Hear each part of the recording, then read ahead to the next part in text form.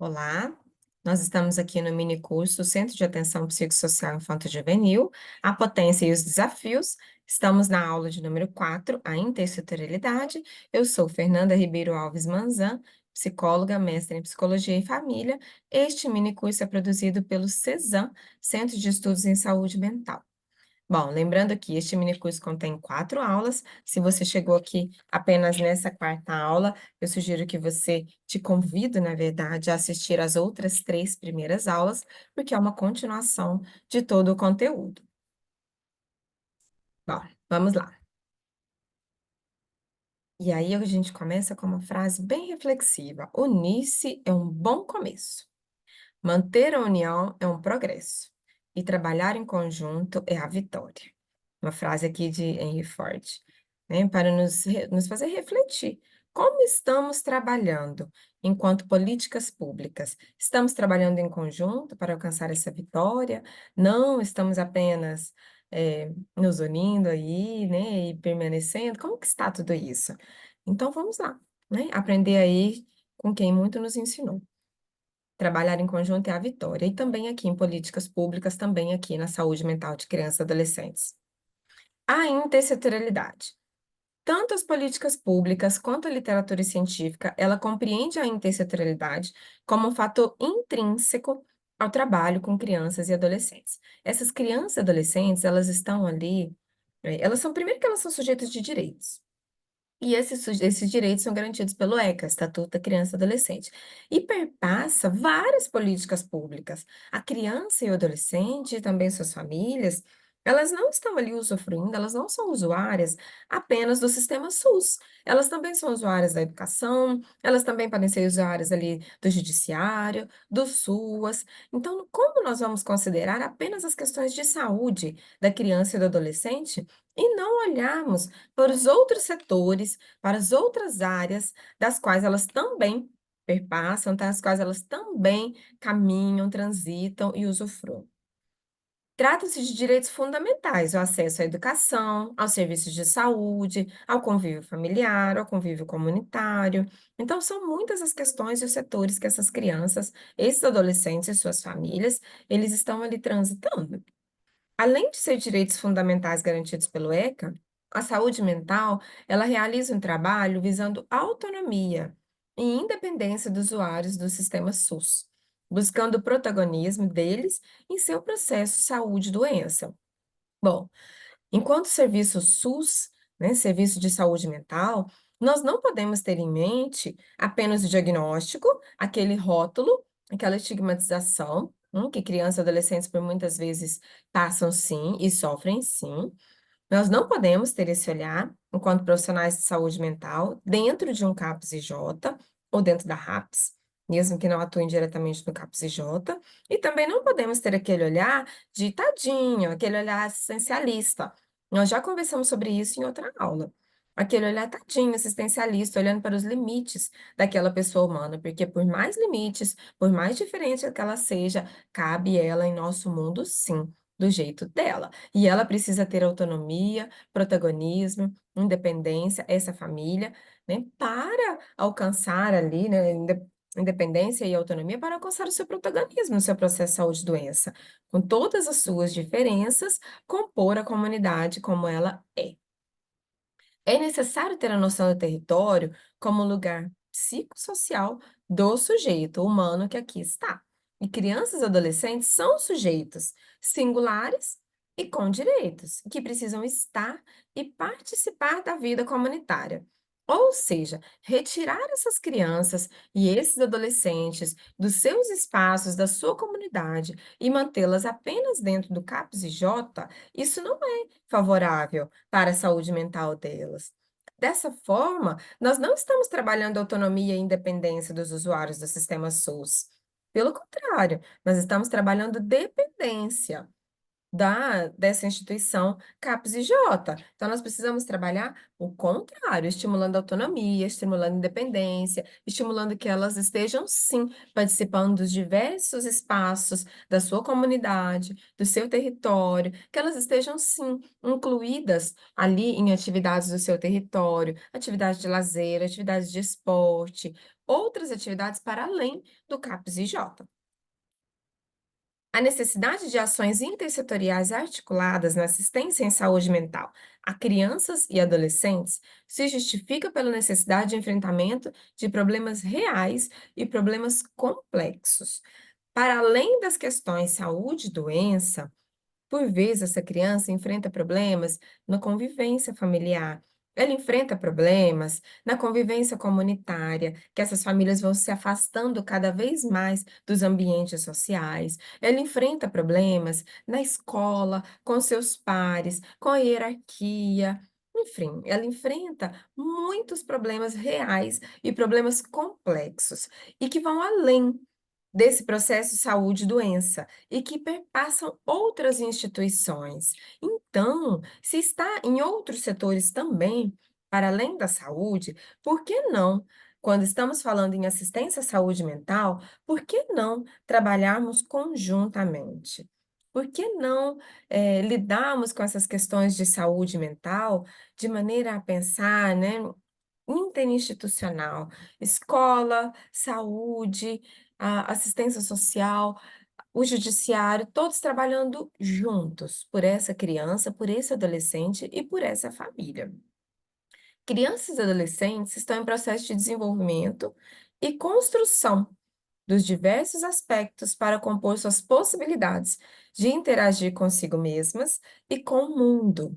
Elas se encontram mais vulneráveis por estarem em situação de importante dependência em relação ao meio em que vivem, num complexo contexto interinstitucional e de atravessamentos sócio, histórico e político. As crianças, primeiramente, elas são sujeitos em desenvolvimento, elas são pessoas do desenvolvimento, e nós devemos considerar essa particularidade quando estamos aqui tratando das questões de cuidado, as questões de atenção integral, não somente falando da política pública SUS, né, saúde, mas de outras políticas públicas também.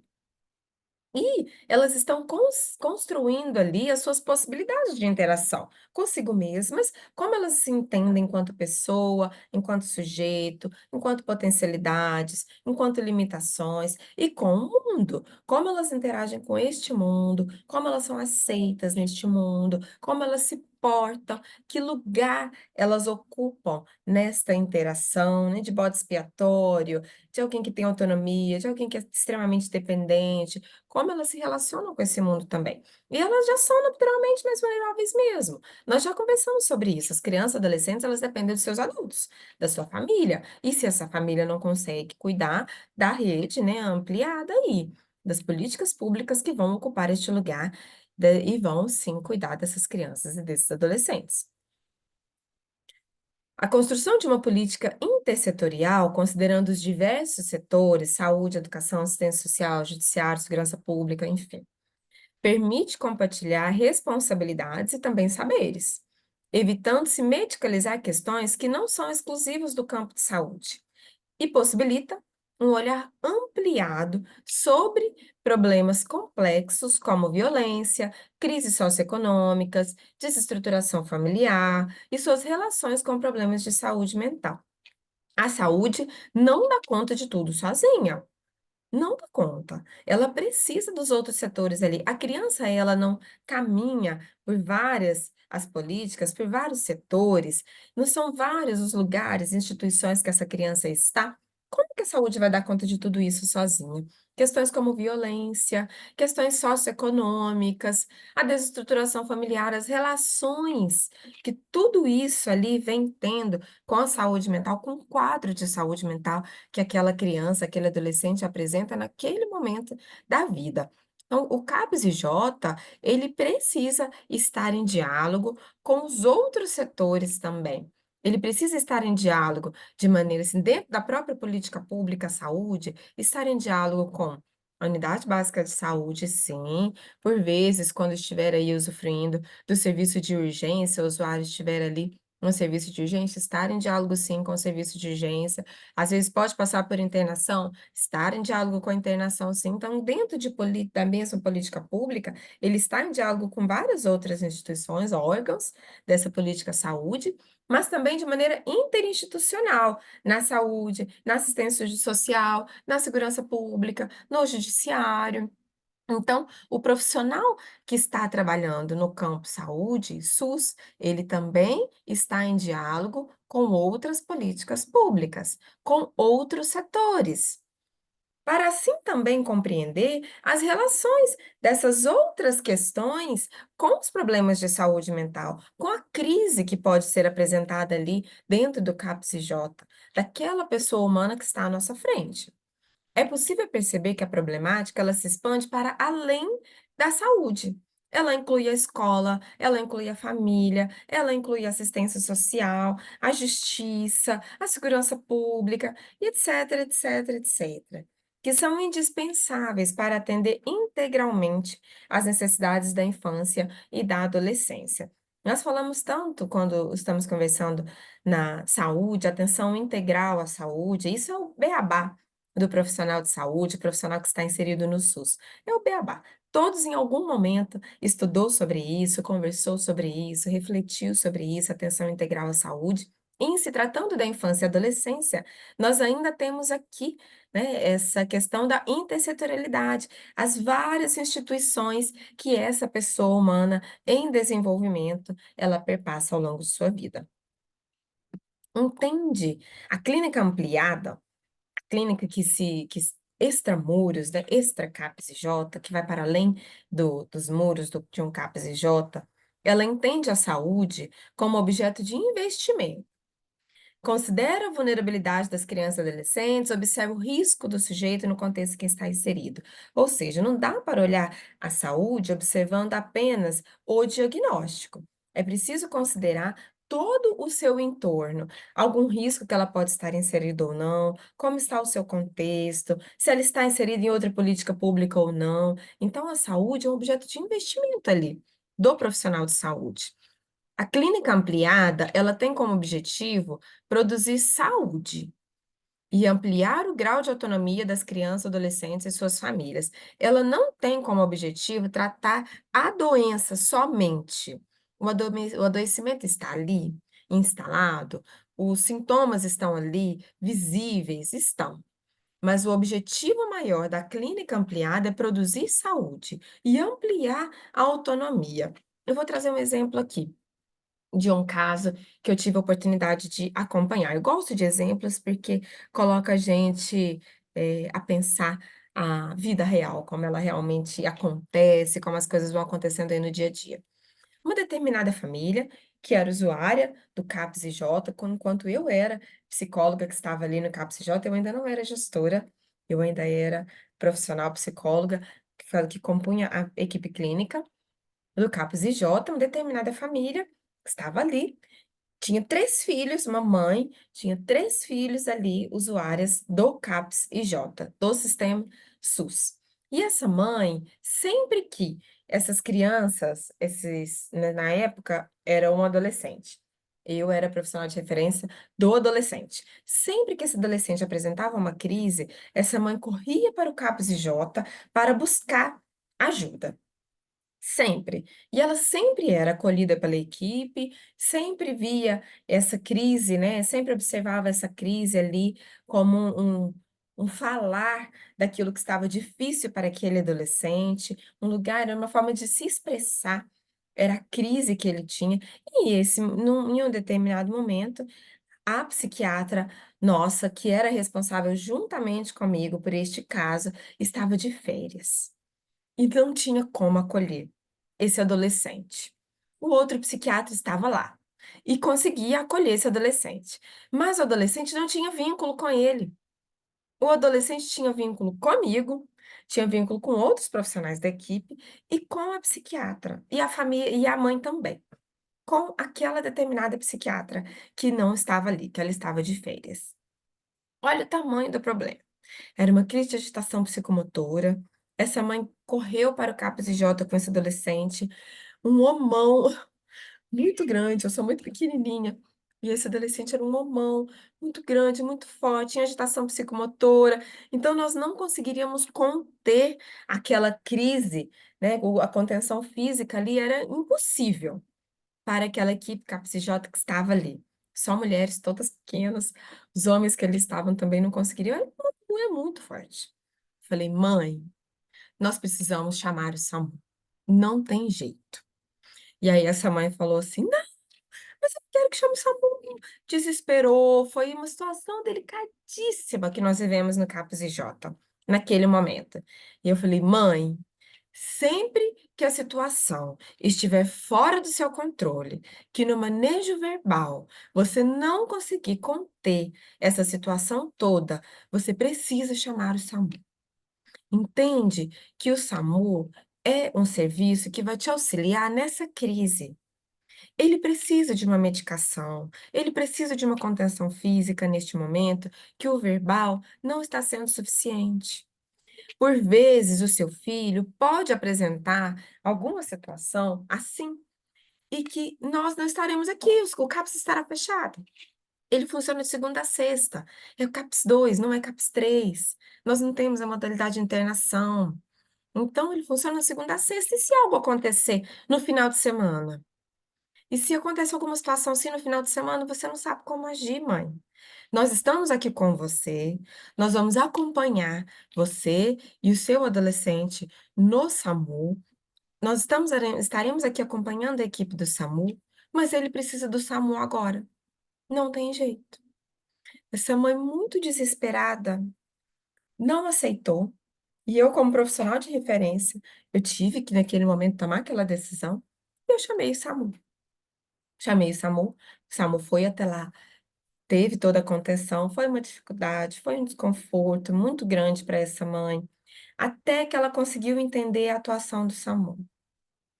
E aí, neste momento, nós estamos, além de tratando a crise, cuidando daquela família, nós estamos ampliando o grau de autonomia dessa família. Porque essa mãe, ela aprendeu a agir em um momento de crise em que os profissionais do CAPS não conseguiriam auxiliá-la. Nós ampliamos o grau de autonomia. Essa mãe, ela entendeu que ela pode contar com mais uma equipe, que é a equipe SAMU. Então, no fim de semana, isso aconteceu em outras vezes, que esse adolescente ou os outros filhos que na época eram crianças, apresentaram crises, e essa mãe ligou diretamente para o SAMU. Então, olha que importante trabalhar na clínica ampliada, entender que nós não podemos nos limitar apenas ao tratamento e que a equipe CAPS infantil, ela não é a CAPS-IJ, né, ela não é soberana. Ela está inserida no sistema SUS e ela conta com outros órgãos e outros serviços, de maneira, dentro do sistema SUS mesmo, e de maneira também intersetorial.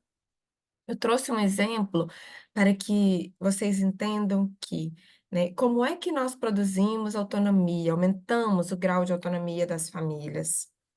Como que isso pode melhorar, né? Como produzir saúde. E trouxe uma questão problema, que é rotineira dentro de um CAPS IJ, né? Um CAPS Infanto Juvenil, que é a apresentação de crises. Então, ensinar essa mãe, que foi um momento de orientação, como ela lida com essa crise quando a equipe CAPES e J não consegue abarcar a totalidade e cuidar de tudo o que precisava ser cuidado ali. Bom, trouxe um exemplo para se olhar para essa clínica ampliada aí, né, ampliando o grau de autonomia também dessas crianças, desses adolescentes e de suas famílias. A clínica ampliada, ela também realiza a avaliação diagnóstica, considerando não só o saber clínico, epidemiológico ali dentro do CAPS-J, mas também a história de vida dessas crianças, adolescentes e suas famílias, mas também os saberes por eles veiculados, né, a cultura dessa família, onde eles estão inseridos. Então, a avaliação diagnóstica, ela vai muito além do apontamento, da identificação de sintomatologia. Ela precisa ter um olhar bem mais amplo. A clínica ampliada, ela define a intervenção terapêutica considerando a complexidade biopsicossocial das crianças, dos adolescentes e de suas famílias. São pessoas humanas, complexas como todo ser humano. Então, a intervenção terapêutica, ela precisa ser desenhada observando tudo isso. A clínica ampliada, ela tem como proposta o compromisso com a pessoa humana que está à sua frente, e não com a doença. Ela reconhece a clínica ampliada, ela trabalha, né, ela tem como propósito o reconhecimento dos limites dos saberes e a afirmação de que a pessoa humana é sempre maior que os diagnósticos propostos. Nós somos limitados, sim, enquanto pessoa também, enquanto saberes, enquanto política pública, né? E a pessoa humana que está à nossa frente, ela é sempre maior do que o nosso diagnóstico. Ela é sempre maior do que o CID que nós incluímos ali, o DSM-5 que nós utilizamos ali, né? Ela é dotada de potencialidades, ela habita um determinado território, ela é inserida em um determinado contexto, ela é uma pessoa ali inserida em um ambiente familiar, então é sempre maior a pessoa humana. A clínica ampliada, ela tem como proposta a afirmação do encontro clínico entre duas pessoas humanas.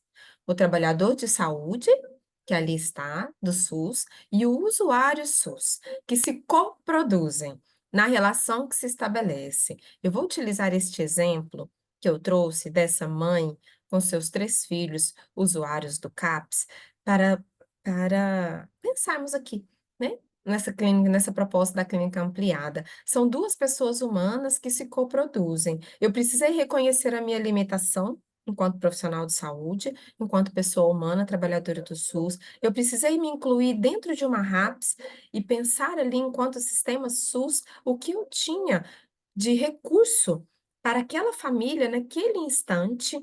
Eu precisei colocar essas limitações todas para a família que estava ali, a mãe que estava ali. Eu precisei, amparar essa mãe, dar conta dessa fragilidade dessa mãe, desses medos, dizer para ela que estávamos todos ali, enquanto equipe CAPES e Jota, para ampará-la e para cuidar daquela situação toda que ali estávamos. Então, nós estávamos ali naquele momento lidando com as nossas limitações, lidando com os nossos medos, com as nossas ansiedades, porque o profissional que ali está, ele não totalmente neutro, ele é uma pessoa humana também. Ele também tem emoções ali, ele também precisa lidar com tudo aquilo. E nós estamos falando sobre isso desde a primeira aula. O trabalhador de saúde que ali está, a pessoa humana que ali está, que precisa acreditar na potência da outra pessoa humana que está à sua frente, sob seus cuidados, em suas mãos. Precisa acreditar naquela potência também. Então, são duas pessoas humanas que se coproduzem na relação que estabelece, relação de cuidado. A clínica ampliada trabalha neste formato de relação de cuidado. Clínica ampliada, ela também aposta nas equipes multiprofissionais e interdisciplinares. A clínica ampliada, ela entende que se trabalha ali com múltiplos saberes, né, dentro da própria instituição CAPES e Jota e entre as outras instituições também. Há um fomento na corresponsabilidade entre as diferentes pessoas implicadas no processo de produção de saúde, trabalhadores de saúde, usuários SUS e rede intersetorial.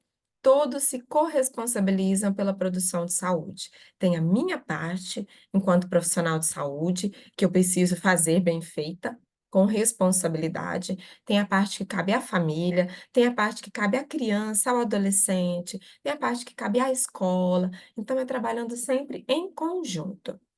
A clínica ampliada, ela defende os direitos das crianças e adolescentes usuários do CAPS e J, SUS e das outras políticas públicas também. A reforma psiquiátrica brasileira, né, ela se organiza, né, a organização da assistência, ela se fundamenta pela noção de território, não apenas como uma área geográfica. Não apenas determinado território, é a área 1, a área 2, a área B. Não é isso. mas pessoas, instituições, redes, cenários no qual acontece a vida comunitária, por onde aquela pessoa está transitando, está se construindo enquanto sujeito, está se relacionando com as outras pessoas, está vivendo a vida comunitária. Então, é para além apenas de área geográfica, mas do viver em comunidade. A reforma psiquiátrica, ela se fundamenta nessa noção de território. Trabalhar no território significa resgatar os saberes, as potencialidades dos recursos daquela comunidade, construindo coletivamente as soluções, a multiplicidade de trocas entre as pessoas e os cuidados em saúde mental. Ao considerar que todos os profissionais dos diversos setores são atores efetivos desse processo, esse processo de produção de saúde, importa que esse conceito de território embase as ações a serem compartilhadas e de corresponsabilidade.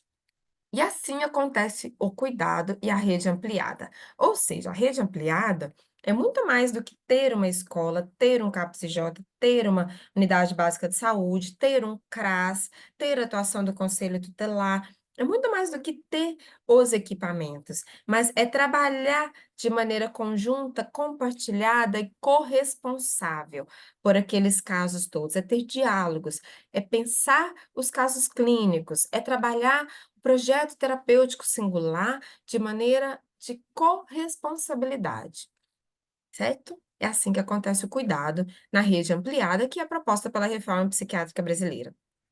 E para concluir, nós não tivemos aqui neste minicurso o objetivo de produzir um modelo. Não é bem um modelo, né? Mas assim, há uma multiplicidade de reflexões que possibilite o reinventar-se enquanto trabalhador de saúde, que possibilite pensar na sua realidade aí, na RAPS que você está inserida, ou enquanto acadêmico, na RAPS que você está inserido enquanto acadêmico, estagiário, que está aí observando essa RAPS, que um dia pode ser sim também profissional ali da RAPS ou de outra política pública também, né? Então, é pensar, na verdade, é buscar aqui neste minicurso uma multiplicidade de reflexões, né? De pensar na atuação dentro do seu espaço, no seu território. Não é trazer um modelo, esse não foi o nosso objetivo. E uma mudança de paradigma, ela exige esforços contínuos. Contínuos. Uma reinvenção constante do fazer, as mudanças em nós mesmos, é assim que nós mudamos um paradigma, né? Que nós vivemos a mudança de um paradigma e nas representações que atravessam o nosso dia a dia. Essas representações sociais também. Diante disso, nós temos uma certeza. Se nós seguimos em frente, é porque o caminho ainda não está pronto. E vamos construindo tudo isso juntos, pelo caminhar, né. Então, esse não é um modelo pronto, de forma alguma.